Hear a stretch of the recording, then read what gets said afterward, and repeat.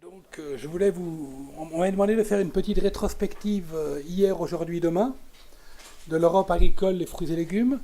Et bon, j'avais pensé faire 50-50, donc moitié-moitié pour parler en bon anglais.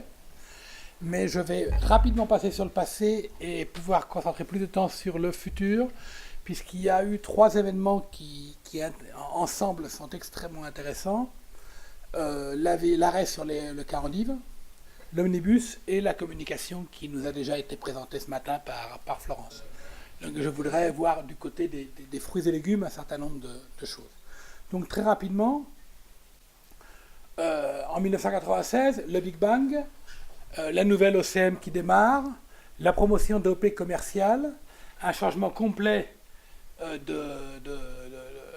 règles, l'obligation de commercialiser la production des membres. Donc il s'agit vraiment d'organiser les producteurs pour le marché, une aide publique qui est finaliste, alors qu'on parlait beaucoup d'aide directe, une aide publique qui est finaliste, liée à des programmes opérationnels, et des investissements liés à la qualité, la traçabilité, l'organisation, un cofinancement public Europe privé producteur, sans cofinancement nationaux, qui garantit que quand même ce que l'on va faire est d'intérêt pour les producteurs qui payent déjà 50% de la fête, des obligations environnementales qui sont incluses, donc ce qui est un autre élément d'une...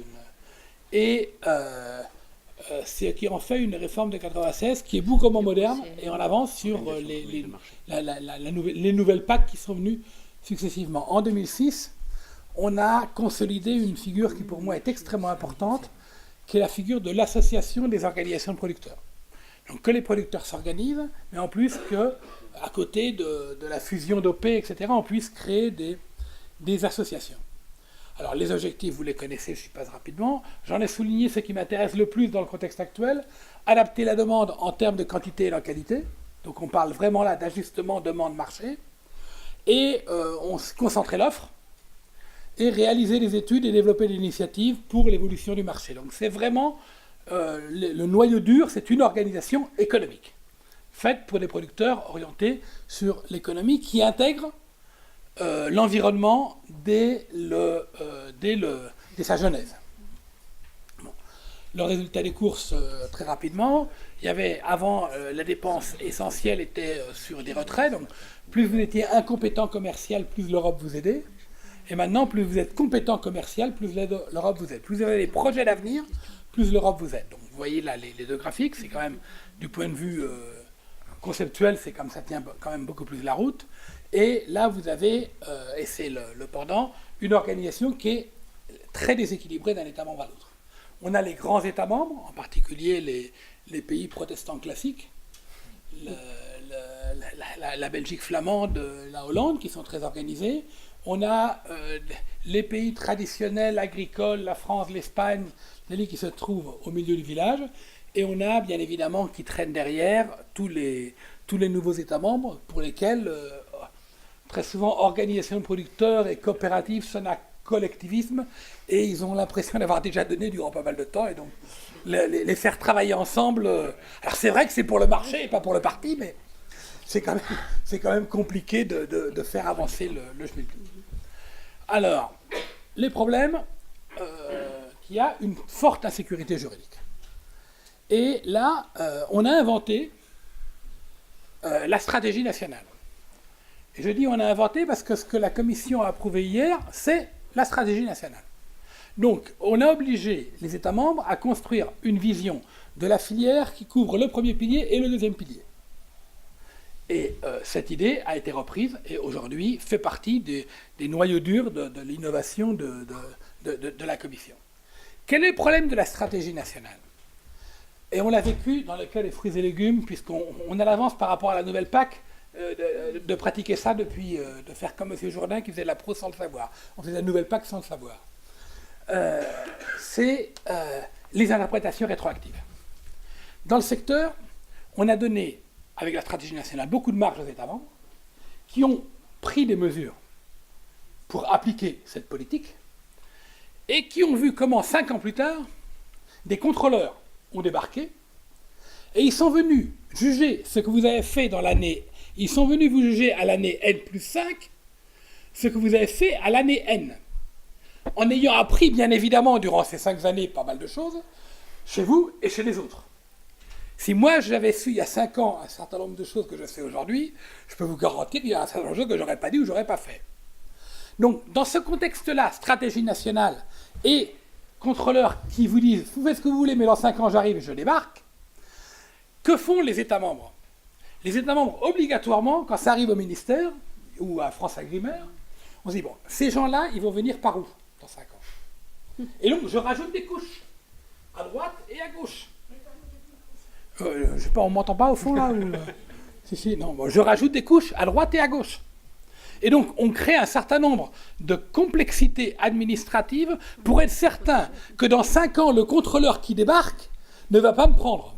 Exemple, alors chez nous, on a eu les emballages, on a eu l'externalisation, pour prendre 2 des exemples sur lesquels on a eu des interprétations rétroactives 4 ou 5 ans plus tard, qui sont peut-être certainement justifiées. Je ne rentre pas sur la qualité de l'interprétation. Mais tu ne peux pas juger quelqu'un 5 ans plus tard sur la base de l'interprétation commune qui était existante à l'époque. Et c'est arrivé, je veux dire. On peut parler emballage, on peut parler externalisation, on peut parler contrôle démocratique, pour prendre 3 des aspects qui ont soulevé des compensations financières de plusieurs centaines de millions d'euros aux États membres. Donc là, il y a un vrai problème d'application rétroactive. Si on veut vraiment que la réforme qu'a approuvée le commissaire passe, et pour moi c'est une bonne idée, cette stratégie nationale qui donne une vision cohérente de ce que l'on fait au niveau du premier pilier, du deuxième pilier, en intégrant aussi d'ailleurs la cohérence avec les fonds structurels, il faut impérativement donner la garantie que c'est la vision et l'interprétation de l'époque qui prime, et non pas celle qu'on va construire 5 ans plus tard. Sinon, les administrations obligatoirement vont se compliquer la vie. J'ai vécu le cas d'un contrôleur qui, pour vérifier que les producteurs n'étaient membres que d'une OP, ont demandé le numéro de la carte d'identité de la femme du producteur. Et il a réussi, grâce à sa surveillance, à surprendre une fraude massive, puisqu'il y avait un producteur qui, durant des années, avait mis un numéro, durant 2 ans, n'a rien mis, et 3 ans plus tard, en a mis un autre. Et on l'a eu, le programme opérationnel était bloqué durant 5 ans. Le type s'était divorcé et remarié. Non, mais pourquoi? C'est l'angoisse des différents niveaux de l'administration vis-à-vis de par où vont-ils venir dans 5 ans me voir les petits poux. Donc, c'est clair que la solution marche que si il n'y a pas d'interprétation rétroactive. Il y a un climat de confiance, la pleine transparence, on discute la stratégie nationale à fond, on investit à fond sur la stratégie nationale, et une fois que c'est fait, le jeu est joué. On se rend compte qu'on a commis des erreurs, qu'il y a des textes pas clairs, des interprétations tordues, ce qui est parfaitement possible. On le met en commun, et à partir de ce moment-là, tout ce qui est approuvé et mis en marche suit la nouvelle règle. Mais jamais, au grand jamais, on ne peut appliquer rétroactivement la nouvelle interprétation, sinon on ne simplifiera pas la PAC. Donc c'est une des causes, etc. Alors, la réforme Ciolos, ensuite, a été une réforme extrêmement confuse. Alors, approuvée à 3h ou à 4h du matin, après des longues discussions et des trilogues, on avait d'un côté l'article 152 qui reconnaissait le rôle des OP commerciales et permettait d'ajuster l'offre en quantité et en qualité à la demande. On avait l'article 169 à 171 qui parlait d'OP de négociation, donc on appelait par le même nom quelque chose qui est différent, qui pour l'huile d'olive, la viande bovine et les céréales pouvait intervenir sur les marchés si, article 222, il y avait une crise et la Commission avait déjà déclaré la crise.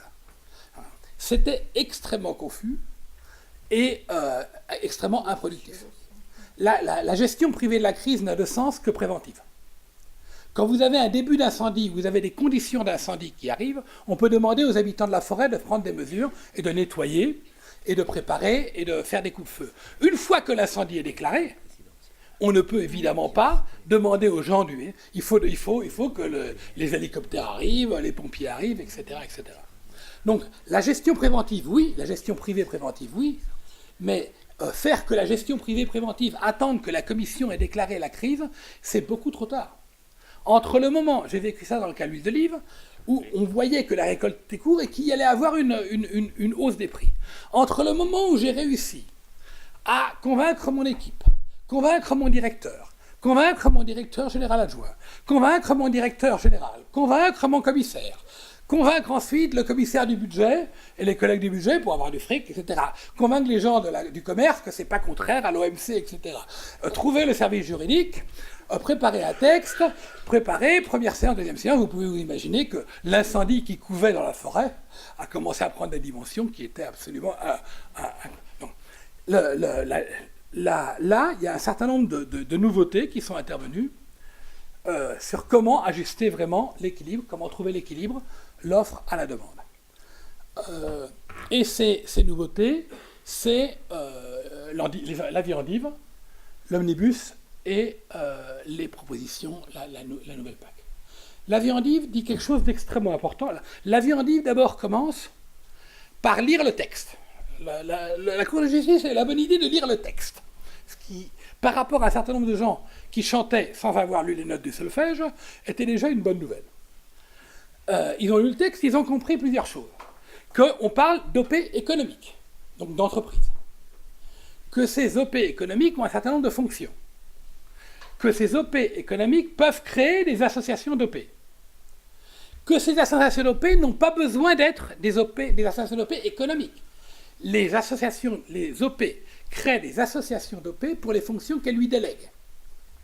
Et il peut y avoir, et il y a dans le fait en Europe, une association d'OP pour la transformation, par exemple, où différentes OP ensemble ont un outil de transformation pour faire du jus ou faire des conserves. Il y a des associations d'OP pour la promotion, où elles se mettent ensemble pour promouvoir. Il y a des associations d'OP, c'est le cas en France avec les AOP nationales, des associations d'OP pour la connaissance, l'équilibre, pas l'équilibre, la connaissance, la transparence du marché, etc. Une chose importante et qui apparemment n'est pas... Parce qu'il y a aussi des gens qui ne savent pas très bien lire aussi en France, il n'y a pas que Luxembourg. Les associations d'OP sont composées, les OP sont composées à l'initiative de producteurs. Et il peut y avoir des non-producteurs membres de l'OP.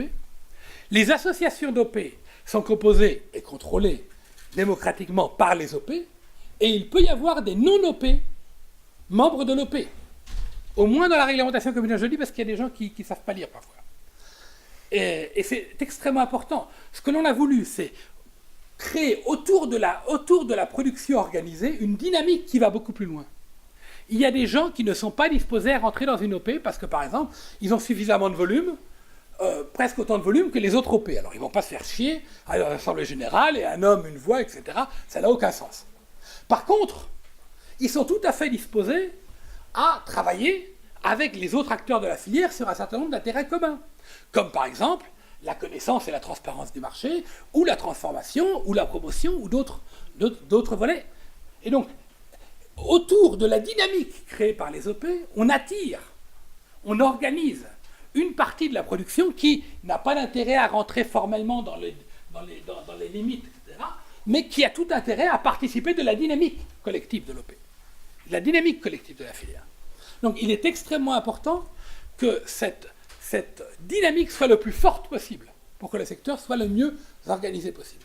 C'est pour ça qu'on a prévu dans les textes communautaires que des non-OP peuvent rentrer dans les AOP de la fonction qu'ils veulent. Et je sais qu'en France, jusqu'à présent au moins, vous avez la chance, l'honneur, le plaisir et l'intelligence de permettre à des entreprises qui ne sont pas juridiquement des OP de faire partie de l'association d'OP, pomme, poire, Scooby-Doo ou je ne sais quoi.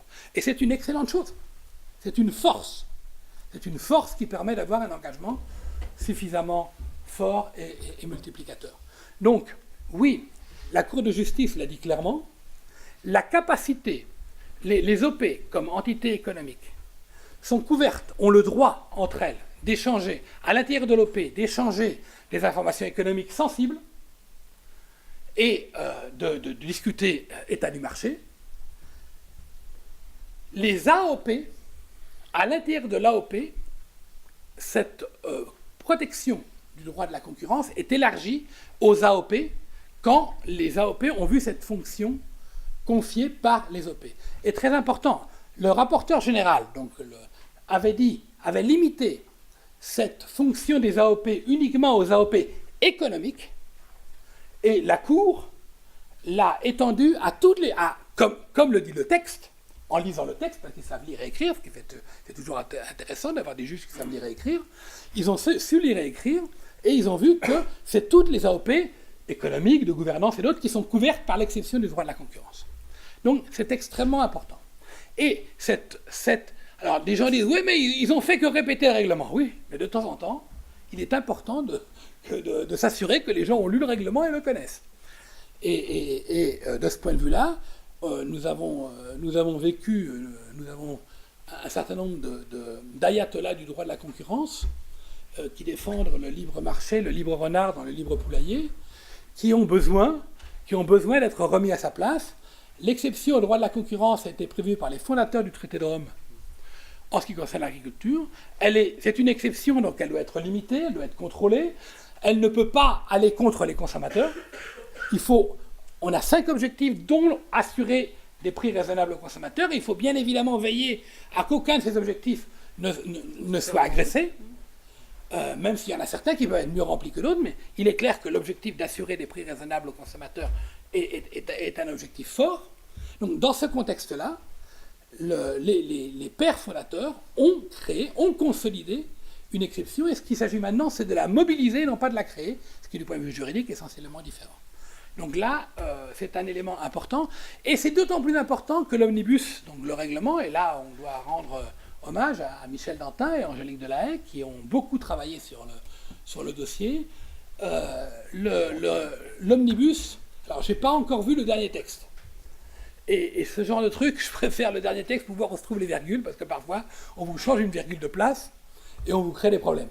Mais il est clair que l'omnibus va représenter un pas en avant important dans la capacité des filières organisées pour pouvoir ajuster l'offre et la demande. Je suis en train de terminer, donc j'ai dit... je dis même, en terminant, on va lire très attentivement le texte de l'omnibus. On me l'a envoyé hier, donc je n'ai pas pu le lire, mais le texte de l'omnibus tel qu'il figure aujourd'hui. Il y a des possibilités énormes au niveau de l'organisation de la filière.